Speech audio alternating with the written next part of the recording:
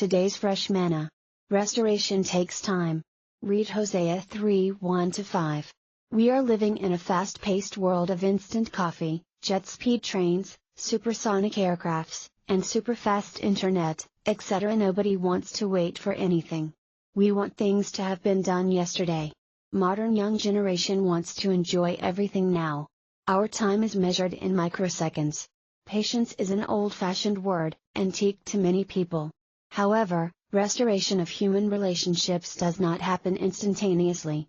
If we have broken someone's heart or broken trust with a loved one, we have a responsibility to face our failures in the situation while refusing to blame others for the problems we have caused. It may take some time before we are able to face up to our failures.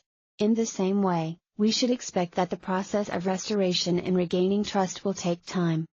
The prophet Hosea was told by God to marry a prostitute. His marriage was to be a living example to the nation of Israel of her infidelity toward God. It had to hurt Hosea deeply when Gomer returned to her life of prostitution. Hosea said, "Then the Lord said to me, Go and get your wife again. Bring her back to you and love her, even though she loves adultery. For the Lord still loves Israel even though the people have turned to other gods, offering them choice gifts." Hosea 3:1. Then Hosea needed some time before he could be close to his wife again, for such a deep restoration takes time.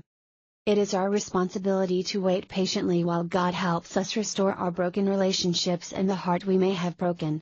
God can give those we've hurt love when love has been lost. He can help us trust and become trustworthy again, but these things take time.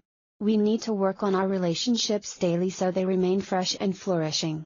If we neglect, then they may die natural deaths, and to revive may take longer time, and sometimes we may not see them as they were before.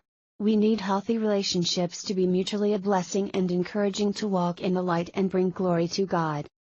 How is your relationship with God and others? Be challenged. Othniel. Sept 29, 2023. God bless you.